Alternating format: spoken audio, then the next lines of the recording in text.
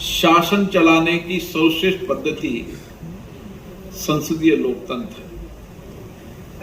दुनिया के उन तमाम देशों के अंदर जहां लोकतंत्र नहीं है, वहां भी वो शासन चलाने की पद्धति में लोकतंत्र लाना चाहते हैं। और इसीलिए आज दुनिया के अधिकतम देशों के अंदर लोकतंत्र है, क्योंकि लोकतंत्र ही शासन चलाने की सर्वश्रेष्ठ पद्धति मानी गई है। हमने इस 75 वर्ष की लोकतंत्र की यात्रा के अंदर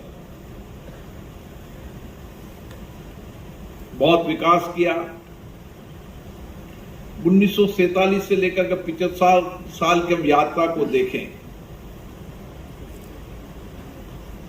तो इस 75 वर्ष की यात्रा के अंदर हमने हर क्षेत्र के अंदर प्रगति की है। लेकिन अब समय और तेजी से चलना है और बदलाव की ओर होना है। अब दुनिया भारत की ओर देख रही है।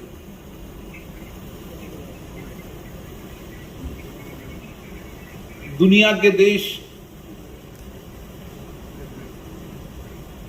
भारत की ओर केवल लोकतंत्र के कारण तो है सही, लेकिन जो आर्थिक प्रगति हो रही है, जो हर क्षेत्र के अंदर नया परिवर्तन हो रहा है, उसके कारण आज आर्थिक डेस्टिनेशन के रूप के अंदर भारत सबसे सर्वश्रेष्ठ स्थान है, ये दुनिया मानती है। और आज हमें गर्व है कि इस 75 वर्ष की यात्रा के अंदर हमारे नौजवानों की बौद्धिक क्षमता, उनका नया इनोवेशन, नई रिसर्च के कारण आज दुनिया के अंदर उस विकसित देश के अंदर भी भारत का नौजवान नेतृत्व कर रहा है। हर प्रोफेशनल के अंदर आप देख लें, चाहे डॉक्टर हो, चाहे इंजीनियर हो, चार्टर्ड अकाउंटेंट हो, आईआईटीएन हो, आईटी हो, हर सेक्टर के अंदर उस देश के अंदर प्रगति के अंदर अगर किसी का योगदान है तो भारत के नौजवानों का है। और इसीलिए एक समय लगता था हमें, जब हम चर्चा करते थे कि हमारी आबादी तेजी से बढ़ रही है और कई आबादी हमारे विकास के अवरोधक न बन जाए, लेकिन समय परिवर्तन हुआ है। आज दुनिया के अंदर हमारी आबादी बढ़ रही है, लेकिन आज मानव संसाधन के रूप में भी हमारे युवाओं की बौद्धिक और श्रेष्ठता के कारण आने वाले समय में हम नेतृत्व करेंगे तो भारत के नौजवानों के कारण। आप देखिए, आज देश की जनता की अपेक्षाएं बढ़ी है, आकांक्षा बढ़ी है। मैं जिस क्षेत्र में जाता हूं वहां की जनता की मांगे बढ़ी है। ये मांगे बढ़ने का मतलब है कि शासन से अपेक्षा बनी है कि ये शासन कुछ कर सकता है, ये अपेक्षा जनता की बनी है। और इसीलिए आज आप कोई सा भी सेक्टर देख लीजिए, आज हर सेक्टर के अंदर कहीं ना कहीं बहुत तेजी से प्रगति हो रही है। और इस तेजी से प्रगति में हमारा भी इतना ही कंट्रीब्यूशन होना चाहिए कि हमारे सेक्टर के अंदर आत्मनिर्भर बने। आज यहां का बजाज का ऑटो देश के अधिकांश देशों के अंदर चलता है, यह हमारी ताकत है। यहां औरंगाबाद संभाजी नगर का बना हुआ माइक्रो, स्मॉल, मीडियम के जो इक्विपमेंट संसाधन है वो दुनिया में एक्सपोर्ट हो रहे हैं। महाराष्ट्र वो प्रदेश है जो भारत की आर्थिक राजधानी है, जहां अलग अलग जिलों के अंदर चाहे एग्रीकल्चर सेक्टर हो, चाहे टेक्नोलॉजी का सेक्टर हो, चाहे मैन्युफैक्चरिंग का सेक्टर हो, पर्यटन का क्षेत्र हो, कोई ऐसा सेक्टर नहीं है जिस सेक्टर के अंदर महाराष्ट्र की प्रगति बढ़ रही हो, और महाराष्ट्र की प्रगति बढ़ रही है तो देश की प्रगति बढ़ रही है। अभी दानवे साहब रेल कनेक्टिविटी की बात कर रहे थे।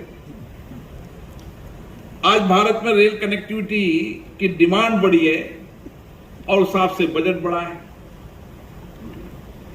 आने वाले समय के अंदर जिस गति से रेल में काम चल रहा है, हम भारत के अधिकांश इलाकों के अंदर रेल कनेक्टिविटी से जोड़ देंगे और एक बेहतर ट्रेन चलाकर, और आने वाले समय में हम जो माल गोडाउन है उनको मैकेनिज्म माल गोडाउन बनाएंगे। ट्रांसपोर्ट जो रोड से होता था उसको ट्रेन से लॉजिस्टिक के अंदर परिवर्तन कर रहे हैं। अब सरकार एक एक दिशा की ओर काम कर रही है। सरकार का मानना है कि अगर हमें सस्ता क्वालिटी का माल और कंपटीशन का माल कंपीट करना है तो लॉजिस्टिक की रेट कम करनी पड़ेगी। तो लॉजिस्टिक पर काम हो रहा है। किस तरीके से हमारा एग्रीकल्चर प्रोडक्ट एक प्रदेश से दूसरे प्रदेश में पहुंचे, किस तरीके से एग्रीकल्चर प्रोडक्ट का वैल्यू एडिशन हो, इसकी ओर काम कर रहे हैं। आज आप चले जाए मेडिकल केयर की ओर, दुनिया के अधिकतम देश जो भारत के नजदीक हैं, वह भारत की मेडिकल की विशिष्टता के कारण, मैं दुबई में गया तो वहां के लोगों ने कहा हम इलाज कराने बॉम्बे आते हैं। जितनी भी अरब कंट्रीज में मैं गया, लोगों ने कहा कि भारत के डॉक्टर बेहतरीन है, स्वास्थ्य सेवाएं अच्छी है, भारत की दवाएं सस्ती है। आप देखिए कि संभाजी नगर से बनने वाली दवाइयां कितने देशों के अंदर एक्सपोर्ट होती है, और आने वाले समय के अंदर हमारी क्वालिटी और सस्ती दवाओं के कारण हम बहुत बड़े एक्सपोर्टर बनने जा रहे हैं दवाइयों के। तो मेडिकल के अंदर यह है, आज आईटी के अंदर हमारे रिसर्च, हमारे इनोवेशन, आज हालत क्या है। किसी जमाने में कुछ गिने चुने स्टार्टअप हुआ करते थे, आज भारत के अंदर 80,000 से ज्यादा स्टार्टअप हैं, और वो स्टार्टअप भारत में नहीं, उन दुनिया की सारी चुनौतियों का समाधान दे रहे हैं, ताकि आने वाले समय में व्यक्ति की जिंदगी सुलभ हो और उसको जो सेवाएं हैं वो आसानी से मिले। और इसीलिए स्टार्टअप की दुनिया कितनी तेजी से बढ़ रही है। अभी हम तीसरे नंबर पे हैं। एक समय आएगा जब हमारे नौजवानों के कारण स्टार्टअप में नंबर 1 होंगे। कोई सेक्टर नहीं। हमने 5G के अंदर डेटा, सबसे सस्ता डेटा भारत का है। हम टेक्नोलॉजी के अंदर गांव तक पहुंच रहे हैं।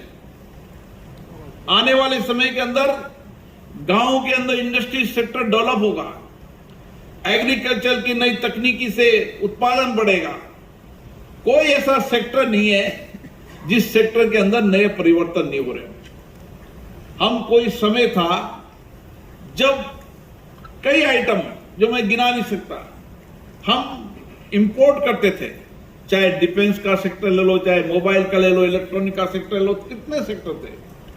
आज हालत है कि भारत डिफेंस के अंदर जो 90% इंपोर्ट करता था, आज 60% एक्सपोर्ट करने की ताकत भारत में है। तो भारत की ताकत, सामर्थ्य बढ़ता जा रहा है। ये सबके सामूहिक प्रयासों से, हमारी सामूहिकता के मिलकर काम करने की संस्कृति, हमारी मानवीय संवेदनाएं, एक दूसरे के आपदा के समय मदद करना, यह हमारी ताकत है। और इसीलिए भारत में लोकतंत्र पनपा है, लोकतंत्र सशक्त हुआ है, मजबूत हुआ है, क्योंकि हम मानवीय संवेदना के साथ काम करते हैं। चाहे टेक्नोलॉजी कितनी भी हम परिवर्तन कर लें, लेकिन टेक्नोलॉजी के साथ मानवीय संवेदना भी भारत में है और हम भौतिक साधनों के से नहीं, हम आध्यात्मिक और व्यवहारिक साधनों से दुनिया के अंदर नई दिशा बनाना चाहते हैं। ये भारत की ताकत है। आज मुझे खुशी है कि आपके नौजवानों, चाहे नौजवान हो चाहे बुजुर्ग हो, हर मन में व्यक्ति की अपेक्षा है कि मेरा शहर दुनिया से सबसे आगे शहर बने। और इसके लिए आप नई नई योजनाएं बनाते हैं, प्लान बनाते हैं, प्रयास करते हैं। और जब सामूहिकता से इसी तरीके से प्रयास आते हैं तो एक दिन बेहतर परिणाम भी आएंगे। जब अपेक्षाएं होगी, आकांक्षा होगी, सपने देखेंगे तो सपनों को पूरा करने के लिए लक्ष्यों से काम भी करेंगे और एक बेहतर परिणाम आएंगे। आप सभी को आज यहाँ बहुत बहुत शुभकामनाएं। जिस प्यार स्नेह से आपने मुझे आशीर्वाद दिया, निश्चित रूप से